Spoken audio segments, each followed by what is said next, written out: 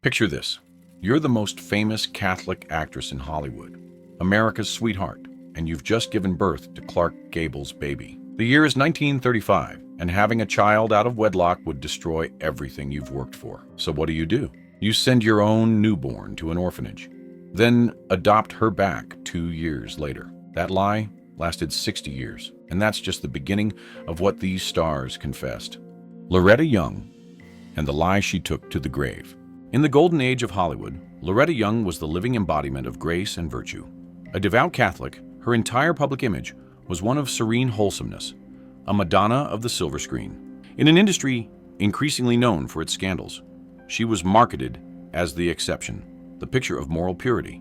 But behind that carefully constructed facade, behind the gentle smile and pious reputation, was a scandal that would have ended her career and a secret that would haunt her for life.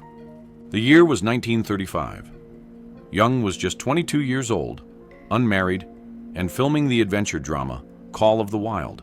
Her co-star was the undisputed king of Hollywood, Clark Gable, a man who was 34, impossibly charming, roguishly handsome, and very, very married. Their on-screen chemistry was electric, and it wasn't long before it bled into a real-life affair. In an era of strict studio morality clauses, where a star's private life was studio property, this was already a looming disaster. But then, the unthinkable happened. Loretta Young became pregnant. For an unmarried Catholic star in the 1930s, a child born out of wedlock was a career-ending catastrophe. For Young, whose faith was central to her identity, the studio's inevitable demand for an abortion was equally unthinkable. A mortal sin. She was trapped between professional ruin and eternal damnation. Faced with this impossible choice, she didn't choose one. She chose to defy them both by orchestrating one of the most elaborate and audacious cover-ups in Hollywood history. The deception began immediately. First, Young faked a long, mysterious illness, planting stories in the press that she was suffering from a rare, exhausting condition. She then disappeared on a carefully orchestrated vacation to Europe to hide her growing pregnancy from the prying eyes of the public and the press. Months later, she returned to California to give birth in absolute secrecy to a baby girl named Judith on November 6, 1935. But the deception was just getting started. To protect her image and her career, Loretta sent her own newborn baby to an orphanage. For the first 19 months of her life, Judith was a ghost, a secret her mother could not acknowledge. Then, in a final, breathtakingly bold move, Young announced to the world that she was ready to become a mother. She told the gossip columnists that she intended to adopt a child. She went to that very same orphanage and, in a masterful piece of public theater, brought her own biological daughter home. The lie was complete. It was an open secret in the inner circles of Hollywood, a piece of whispered folklore, but it was ferociously guarded. Judith grew up feeling like an outsider in her own home, a puzzle piece that didn't quite fit. She was relentlessly teased by classmates for having ears that looked shockingly, unmistakably like Clark Gable's. The resemblance was so undeniable that when she was just 7 years old, Young had her undergo a painful cosmetic operation to have them pinned back, another desperate, heartbreaking act to bury a truth that refused to stay hidden. Judy Lewis was 31 years old and a mother herself before she finally confronted Loretta, demanding to know the truth she had long suspected. In a tearful, emotional exchange, Young finally confessed that Clark Gable was indeed her father. But even then, the truth came with a cruel command. It had to remain a secret. This truth was for Judy, but not for the world. It wasn't until 1994, with the release of her own memoir, Uncommon Knowledge, that the story was finally laid bare for the public. Loretta Young, the mother who had built a wall of lies around her daughter, was so enraged by the revelation that she didn't speak to her for 3 long years. Only after Young's passing in 2000 was the truth she hid for a lifetime officially confirmed in her authorized biography, revealing the crushing, impossible pressure on female stars to maintain a perfect and perfectly false illusion of virtue. Drop a comment if you think Loretta Young was protecting her daughter or protecting herself, because our next confession involves something much darker than a hidden child. Hiding a secret child for a lifetime is one thing. A monumental act of deception designed to preserve a life and a career But what about hiding the truth behind a potential elimination? Our next story takes us from a meticulously crafted 60-year lie to a suspiciously tidy passing, a case that remains one of Hollywood's most notorious and chilling cold cases. Thelma Todd and a director's chilling admission. We now open one of Hollywood's most durable mysteries, the strange and tragic passing of Thelma Todd. Known to audiences as the Ice Cream Blonde for her effervescent on-screen presence, Todd was more than just a pretty face. She was a brilliant and popular comedic actress, co-starring with legends like the Marx Brothers and Laurel and Hardy. Beyond that, she was a sharp and savvy businesswoman who owned a popular seaside restaurant, Thelma Todd's Sidewalk Cafe, a hotspot frequented by Hollywood stars, tourists, and powerful mobsters alike. On the morning of December 16, 1935, she was found gone. She was slumped over in her convertible, parked in a garage belonging to her lover and business partner, the film director, Roland West. The garage was located just up the hill from her lively restaurant. The official cause of passing was quickly determined to be carbon monoxide poisoning, and the case was officially ruled self-inflicted. But for those who knew Thelma, the story never added up. It felt hollow, a convenient label on a passing that was anything but simple. Friends insisted Thelma was in high spirits, preparing for Christmas parties and excited about her future. Worse, her body showed clear signs of violence, including a broken nose, bruises on her face, and other contusions. The official story felt like a tidy lie, a hastily wrapped conclusion to cover up what looked very much like a very messy elimination. The list of potential suspects was a veritable who's who of Hollywood's dark and dangerous side. There was her abusive ex-husband, Pat DiCicco, a talent agent with known mob ties. There was the infamous gangster Lucky Luciano, who had allegedly tried to pressure Todd into letting him run a gambling operation out of her restaurant. And then there was Roland West himself, her possessive, controlling, and much older lover.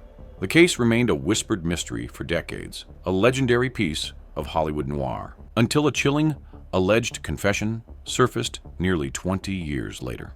While it has never been officially verified, the story has persisted for decades. As director Roland West lay approaching his end in 1952, he reportedly summoned his friend, the actor Chester Morris, to his bedside to unburden his soul. According to West's supposed deathbed confession, he and Thelma had a furious argument on the night of her passing. She had missed her strict 2 a.m. curfew, and he had locked her out of the apartment they shared above the garage. He claimed he refused to let her in, wanting to teach her a lesson for her transgression. Todd, enraged and locked out, went down to the garage and started her car, either to stay warm from the chilly December air or simply to spite him with the noise. West claimed he then followed her down and, in a final, petty act of control, locked the garage door from the outside, trapping her inside. He said he never considered the lethal consequences of his actions, that he didn't think about trapping her in an enclosed space with a running engine. Hours later, he claimed, he went back to the garage to find it filled with poisonous fumes and Thelma lifeless in her car. This second-hand account offers a terrifyingly plausible explanation for what happened. It wasn't a professional mob hit or a grand conspiracy. Instead, it was a senseless, almost pathetic passing, born from a toxic combination of domestic rage, jealousy, and control. What do you think? Was this a genuine confession to a tragic, negligent mistake, or just another convenient story to finally close one of Hollywood's most haunting cold cases? A director's whispered confession to a tragic accident is chilling enough.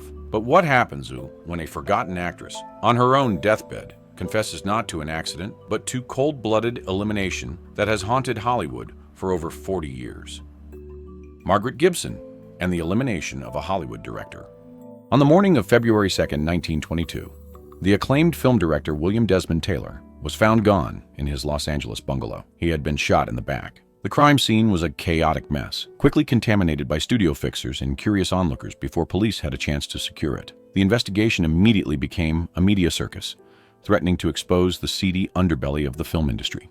Love letters from the young actress Mary Miles Minter were found at the scene, sparking rumors of a jealous quarrel. The last person known to have seen him alive was the massive comedy star Mabel Normand, who had been there just an hour before his body was discovered. The suspect list was long and sensational, including the obsessed Minter, her overbearing and protective mother, and even Taylor's own disgruntled former employee. But the case grew colder and colder, leaving a permanent stain on Hollywood's reputation. No one was ever charged. For over 4 decades, the elimination of William Desmond Taylor was the ultimate Hollywood mystery, a crime that defined an era of scandal. Then, in 1964, the story took a bizarre and shocking turn. A forgotten silent film actress named Margaret Gibson, who had worked with Taylor in the past, but whose name had never been connected to his elimination, lay approaching her end in her Hollywood home. On October 21, 1964, after suffering a massive heart attack, the deeply religious Gibson asked her neighbors to stay with her as she wanted to confess her sins before she passed away. In a stunning deathbed admission, she told them that she was the one who had shot and ended the life of William Desmond Taylor all those years ago. Her confession apparently came after she had been watching a local television program about the famous unsolved elimination. She reportedly became hysterical, blurting out to a neighbor that she had done it. Now, facing her own mortality, she repeated the claim, clearing her conscience in her final moments. It was an astonishing revelation from a ghost of a bygone era, but it was almost impossible to prove. Gibson offered no motive. Why would she have ended his life? Some film historians speculate it was nothing more than a final, desperate grasp for the fame that had eluded her in her life and career. A last-ditch effort to be remembered for something. And yet, her story wasn't completely baseless. Back in 1922, a neighbor of Taylor's had reported seeing the perpetrator leaving the scene, describing a figure who looked like a woman dressed in men's clothing to disguise their identity. Gibson, who was a struggling actress with a prior criminal record for prostitution and illegal substance dealing, fit that general description. Do you believe her? Was it the guilt-ridden, final confession of a long-hidden perpetrator, or was it the final, desperate fantasy of a forgotten star, writing herself into a history that had cast her aside? But before we dive into the systematic torture of Hollywood's beauty standards, we have another elimination mystery that demands attention. This one involves TV's original Superman and a deathbed confession that would shock the world decades after his mysterious passing. Superman Curse and Tony Mannix's alleged confession.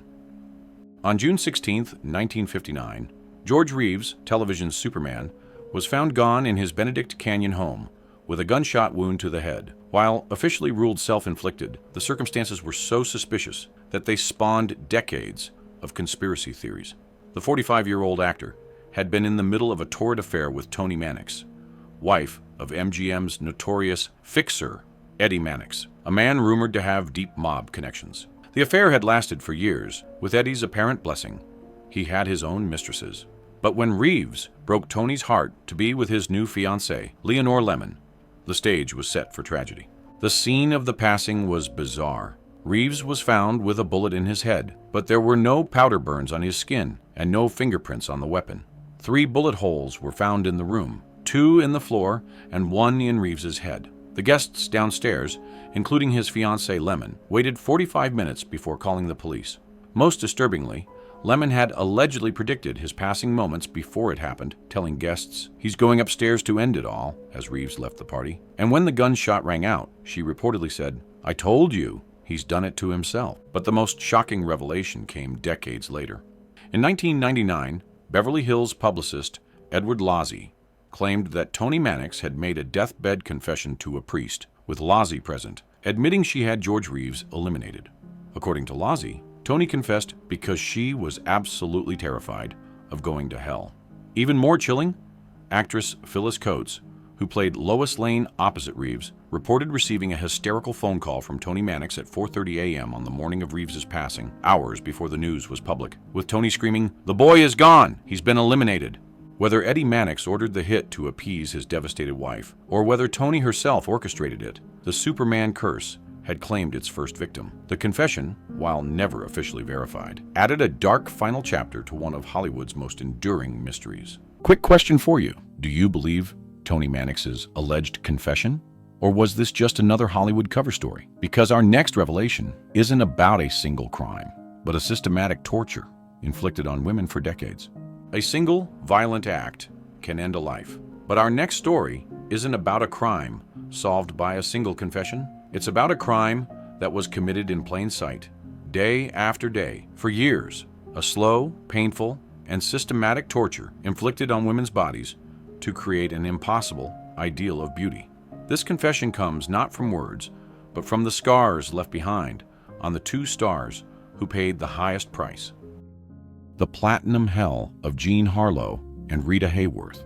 This isn't a single confession, but a crime committed in plain sight, applauded by millions who had no idea of the cost. It was the systematic, painful abuse of women's bodies to manufacture an impossible ideal of American beauty. This is the story of Jean Harlow and Rita Hayworth, two of the Golden Age's greatest icons, whose legendary looks were forged through unimaginable pain and toxic chemicals. Jean Harlow was the original blonde bombshell, the prototype for an entire generation of platinum goddesses. But her trademark hair, a shimmering white blonde that seemed almost otherworldly, was the result of a brutal weekly bleaching process. Her personal stylist later admitted to using a horrifyingly toxic mixture of Clorox bleach, ammonia, and Lux soap flakes to achieve the signature color. This horrifying chemical concoction ravaged her scalp and fried her natural hair, which is widely believed to have caused it to thin so badly that in her later films, she was often forced to wear wigs to hide the damage. But the abuse inflicted to create her image was more than skin deep. Harlow suffered from chronic health issues, including kidney disease, all of which were made worse by a punishing studio work schedule that ignored her growing physical fragility. She passed away of uremia, or kidney failure, on June 7, 1937. She was only 26 years old. While persistent rumors that her hair dye directly poisoned her kidneys are debated by modern doctors, the relentless physical toll of maintaining the platinum blonde image was undoubtedly a brutal contributing factor in her tragic and premature decline. A decade later, another future icon, Rita Hayworth, endured a similar torturous reconstruction. Born Margarita Carmen Cancino, her stunning Spanish heritage was deemed not American enough by Columbia studio head Harry Cohn to transform her into the all-American love goddess Rita Hayworth. She was subjected to years of painful, permanent physical alterations. This included raising her natural hairline by an entire inch through countless sessions of electrolysis, a process where each individual hair follicle was zapped and destroyed with an electric needle. Her beautiful black hair was then dyed the iconic auburn red that would become her signature. Being physically rebuilt for fame left deep and permanent emotional scars. Hayworth often said that she felt her true identity, Margarita, had been erased, and that men went to bed with the fantasy of Rita Hayworth but woke up with her. Her final confession was one she couldn't speak, but that was written on her life. In her later years, her erratic behavior, memory loss, and emotional outbursts were dismissed by the press and the industry as diva-like, unprofessional, and difficult. It wasn't until 1980 that she was diagnosed with Alzheimer's disease. Her daughter's courageous decision to go public with the diagnosis transformed the public narrative overnight, from one of judgment to one of deep compassion. The love goddess hadn't been difficult. She had been tragically and profoundly ill, her symptoms misunderstood for years. Being physically and emotionally rebuilt for fame is horrifying enough. But what happens when the system doesn't just change a star's appearance, but targets them as a child, systematically breaking their spirit to build an icon from the rubble? We now arrive at the most heartbreaking story of all, a life that was, in itself, one long, tragic confession of abuse. Judy Garland and the Price of the Rainbow. This is the story of a voice that defined a generation and a spirit that was systematically broken by the very machine that made her a star. This is the story of Judy Garland, whose entire life was a confession, a tragic public testimony to a stolen childhood and the devastating price of fame. Signed by MGM at just 13 years old, Frances Ethel Gum had a miraculous, once-in-a-generation voice. But the powerful studio head, Louis B. Mayer, saw a problem. He cruelly called her his little hunchback because of her height and slight curvature of her spine, and was determined to mold her into his vision of a star, no matter the psychological or physical cost. To control her weight and keep her perpetually girlish, the teenage star was put on a starvation diet of black coffee, chicken soup, and up to 80 chain-smoked cigarettes a day. But the most sinister and damaging control came in the form of pills. To force her to work punishing 14 to 18-hour days, 6 days a week, studio doctors fed her amphetamines, or pep pills, to get her to sleep after being so artificially stimulated. They then gave her barbiturates Judy herself later spoke about this horrific studio-mandated cycle, which started when she was a child and created a ferocious, lifelong addiction from which she would never escape. The abuse was also physical. In her own unfinished memoir, she recounted how Louis B. Mayer himself would inappropriately touch her chest while praising her singing voice. She claimed she was propositioned repeatedly by other powerful executives. The Wizard of Oz, the film that made her immortal, was, for her, a site of deep and lasting trauma. The 16-year-old was forced into painful, binding corsets to flatten her chest and make her appear younger. She was subjected to the endless, vicious cycle of uppers and downers throughout the production. Her third husband, Sid Luft, later alleged in his own memoir that she was also repeatedly mistreated by some of the actors playing the Munchkins, a dark and disturbing claim that has shadowed the film's bright and cheerful legacy. By the time MGM fired her in 1950, at the age of 28, she was an emotional and physical wreck, ravaged by addiction and insecurity. The studio that had built her up then callously blamed her for the very problems they had so carefully and deliberately created. In her final, tumultuous years, she spoke with startling honesty about the abuse she had endured. "I was always expected to be the happy little girl with the perfect voice," she once said, "no matter what was happening inside me." Judy Garland's story is the ultimate heartbreaking confession of the Golden Age's darkest secret, that for some, the dream factory was a prison, and the price of going over the rainbow was a piece of your soul. Have you ever watched Over the Rainbow the same way after learning what Judy went through? Drop a comment and let me know, because Judy wasn't the only child whose life was destroyed by those meant to protect them. Sometimes the most shocking confessions come not from deathbeds, but from courtrooms, where children discovered their parents had stolen not just their childhoods, but their entire fortunes. Jackie Coogan and the birth of child actor protection.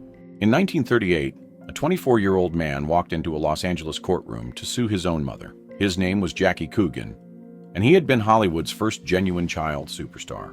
Discovered by Charlie Chaplin at age 6, Coogan had starred alongside him in The Kid, 1921, launching a career that made him one of the highest-paid actors in Hollywood. By 1929, when MGM signed him at age 15, he was earning $500,000 per year.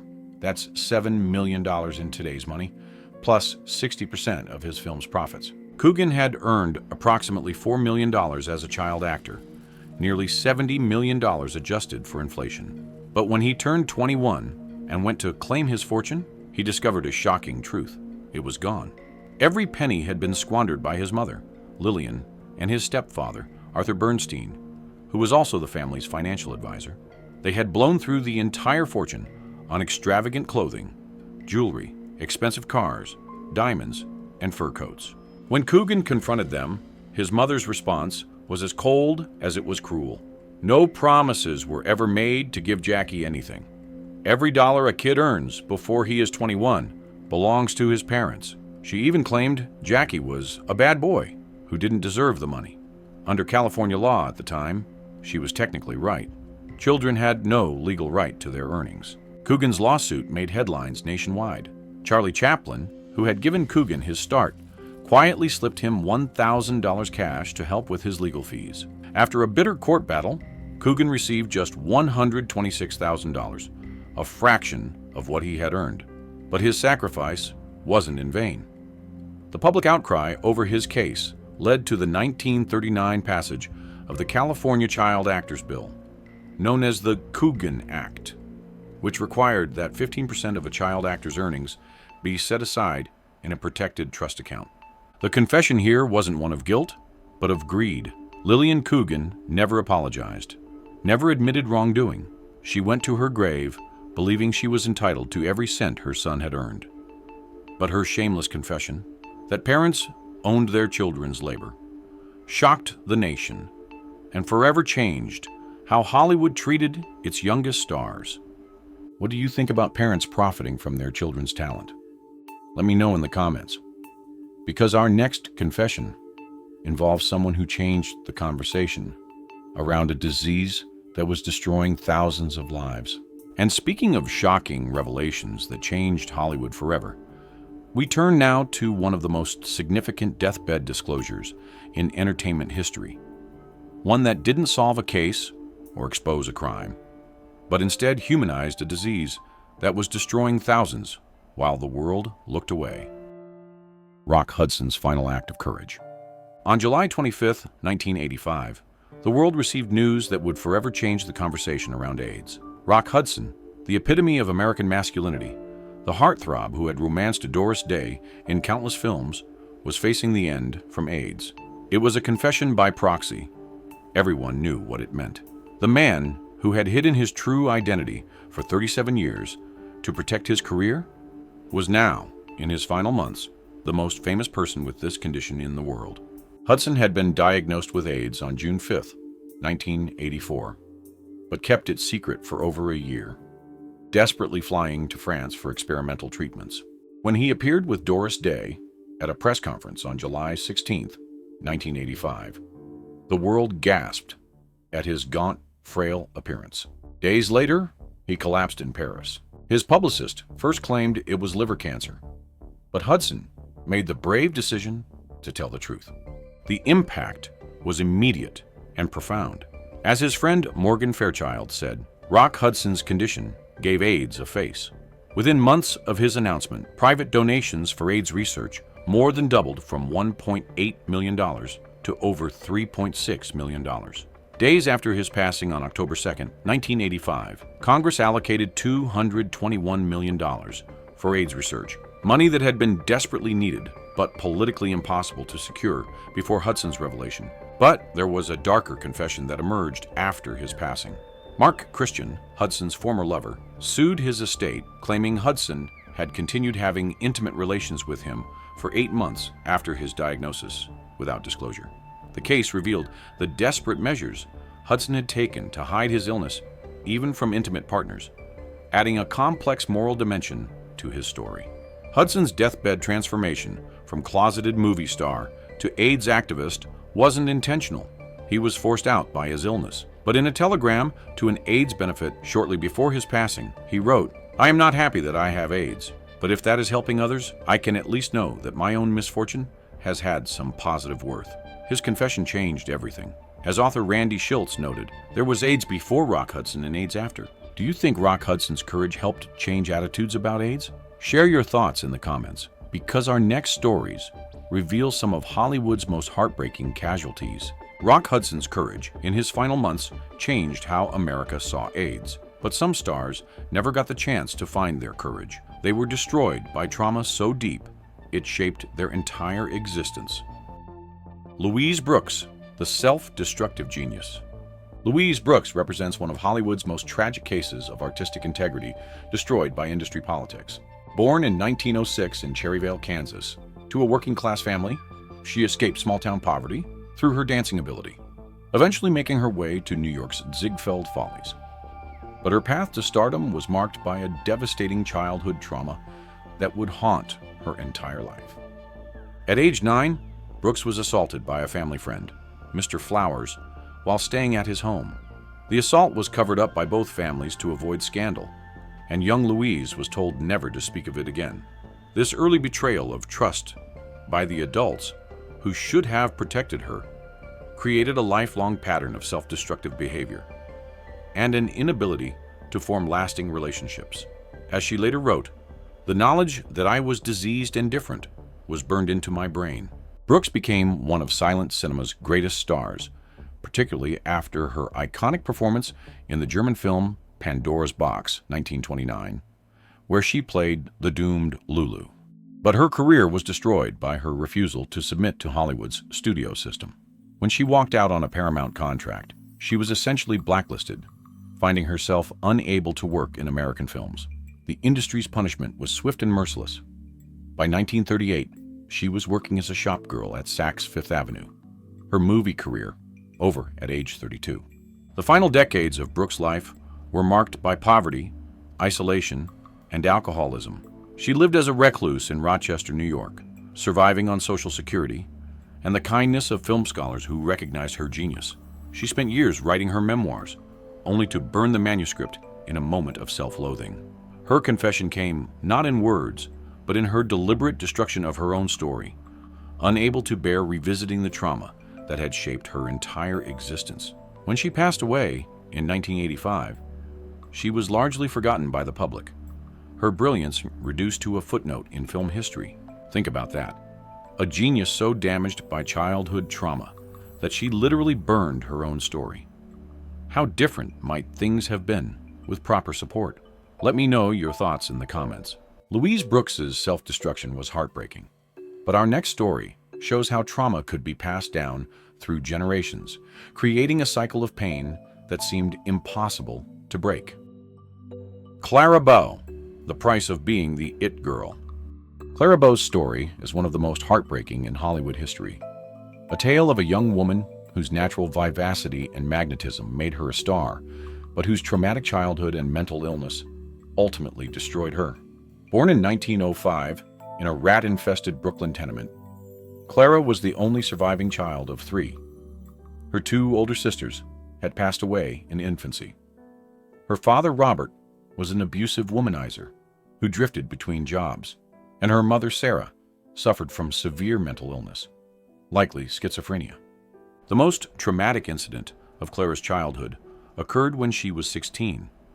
Her mother, in the grip of a psychotic episode, held a butcher knife to Clara's throat while she slept, intent on ending her daughter's life rather than watching her become what she saw as a sinful actress. Clara awoke to find her mother standing over her, whispering that it would be better for Clara to perish pure than live in sin.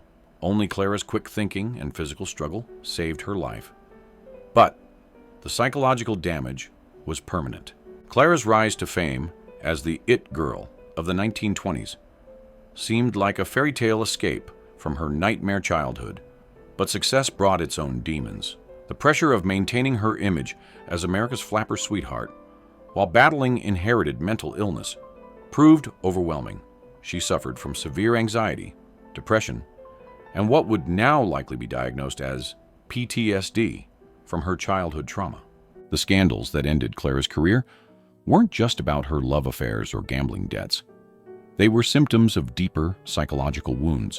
Her 1930 nervous breakdown was triggered by her secretary Daisy DeVoe's betrayal, when DeVoe sold intimate details about Clara's private life to the tabloids. The public humiliation sent Clara into a spiral of paranoia and depression from which she never fully recovered. She retired from films in 1933 at age 28, spending the rest of her life in and out of sanitariums, struggling with mental illness that eerily echoed her mother's suffering. Her confession came in her final years when she spoke candidly about the genetic curse that had haunted her family. "The craziness was in my blood," she told friends. "I was always fighting not to become my mother." Clara Bow's tragedy was that in escaping one form of hell, she had walked directly into another, trading poverty and abuse for fame that came with its own unbearable cost.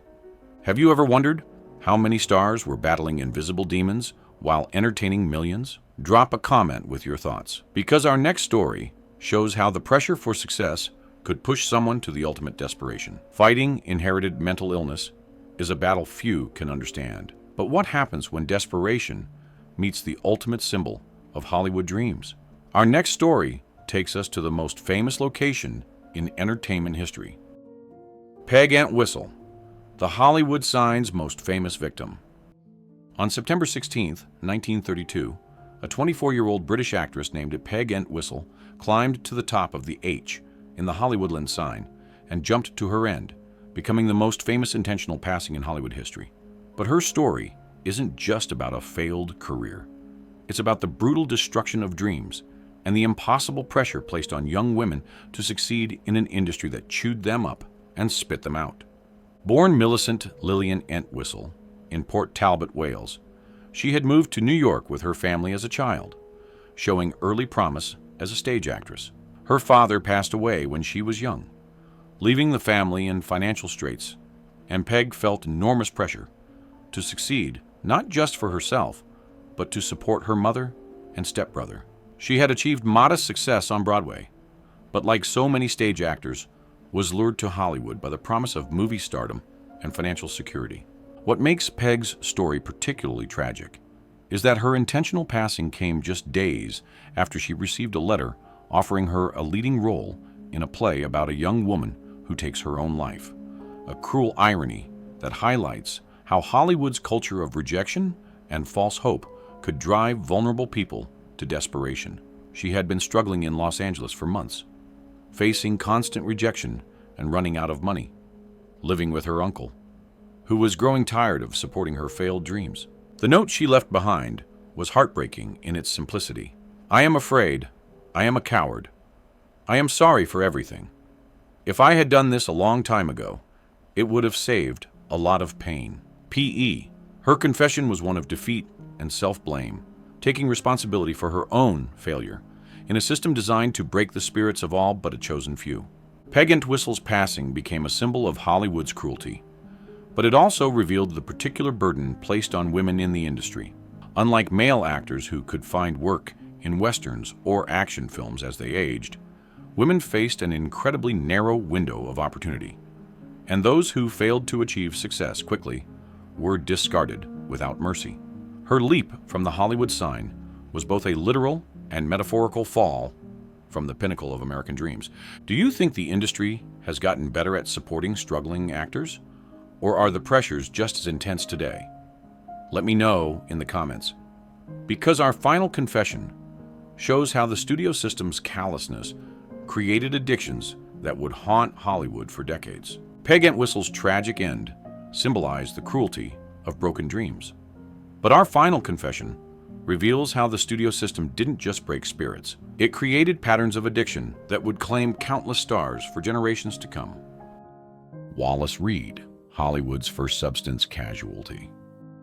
Wallace Reed was the original Hollywood heartthrob, handsome, talented, and beloved by audiences worldwide.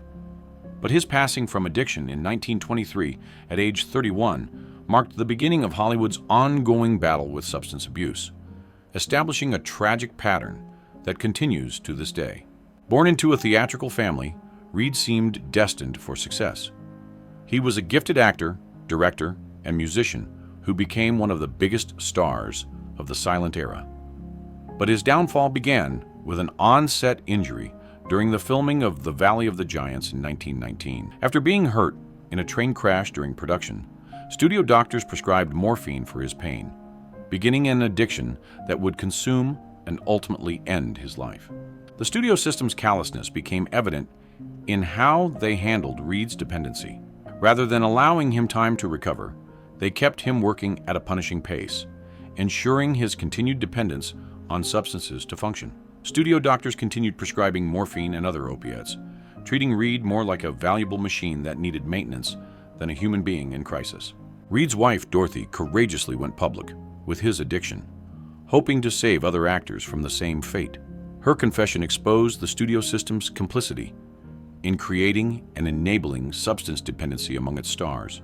Wallace Reed contracted the morphine habit in New York, she revealed. The studio doctors kept giving him more and more substances to keep him working. They destroyed my husband as surely as if they had put a weapon to his head. Reed's passing shocked the nation and led to early discussions about substance addiction in Hollywood. But his sacrifice didn't prevent the countless other stars who would follow the same tragic path. His story stands as Hollywood's first major addiction confession, a warning that went largely unheeded as the industry continued to prioritize profits over the well-being of its stars. The pattern Wallace Reed's passing established would claim legends like Judy Garland, Elvis Presley, and continues claiming lives today. His wife's brave confession exposed a system that literally created the dependencies that destroyed its own stars. The black and white world of Hollywood's golden age was never so simple.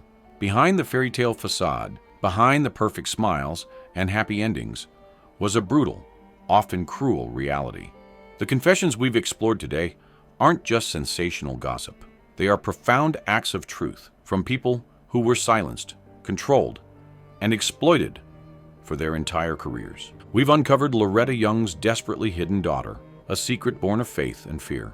We've investigated the suspicious, violent passing of Thelma Todd and the chilling deathbed admission that may have solved it. We've heard the stunning 40-year-old confession of the forgotten Margaret Gibson. We've explored the mystery of Superman's end and Tony Mannix's alleged final confession, revealing the childhood abandonment that shaped both George Reeves and his relationship with an older woman seeking to fill her own emotional void. And in the tragic sagas of Jean Harlow, Rita Hayworth, and the singular Judy Garland, we see the system's most unforgivable sin, treating human beings as raw material to be sculpted, poisoned, broken, and exploited until there was nothing left. We've witnessed Jackie Coogan's courtroom confession that exposed parental greed and forever changed child actor protections, showing how those meant to protect children could become their worst exploiters. And we've seen how Rock Hudson's forced revelation about his AIDS diagnosis transformed a hidden epidemic into a public health crisis that could no longer be ignored, while also revealing the childhood abandonment that shaped his desperate need to hide his true self. We've also met the forgotten victims, Louise Brooks, whose childhood assault created a pattern of self-destruction that ended with her burning her own memoirs. Clara Bow, whose mother tried to end her life rather than watch her become an actress, leading to inherited mental illness that destroyed her career. Peg Entwistle, whose desperation for success led her to jump from the Hollywood sign just days before receiving a role offer. And Wallace Reed, whose studio-enabled morphine addiction made him Hollywood's first substance casualty. These confessions don't erase the magic of their films. If anything, they add a layer of tragic depth and humanity. It's impossible to watch Judy Garland sing Over the Rainbow with the same innocent wonder once you understand the profound pain behind her eyes. It's impossible to see Louise Brooks's luminous performance as Lulu without thinking of the childhood trauma that fueled her self-destructive brilliance. And it's impossible to watch Clara Bow's vivacious flapper without seeing the mental illness she was fighting. These confessions changed everything because they forced us to see these legends not as flawless, untouchable icons, but as deeply wounded, complex people. They revealed that behind the glamour was often poverty, behind the beauty was pain, behind the laughter were tears, and behind the perfect images were broken human beings struggling to survive in a system designed to consume them. The golden age is over, but its secrets continue to echo on, a haunting reminder that the brightest lights always cast the darkest shadows. What shocked you most? Loretta Young's 60-year lie, the systematic abuse that destroyed so many childhoods. Drop a comment and let me know, because these confessions are just the tip of the iceberg. I've uncovered evidence of studio cover-ups involving current A-listers, mob connections that reached today's entertainment giants, and family secrets that would destroy modern dynasties. But I need to know you're ready for this journey into Hollywood's darkest chapters. Hit subscribe if you believe these legends deserve justice, even if it's just the justice of being remembered. The truth is coming, and it's going to change everything you thought you knew about the entertainment industry.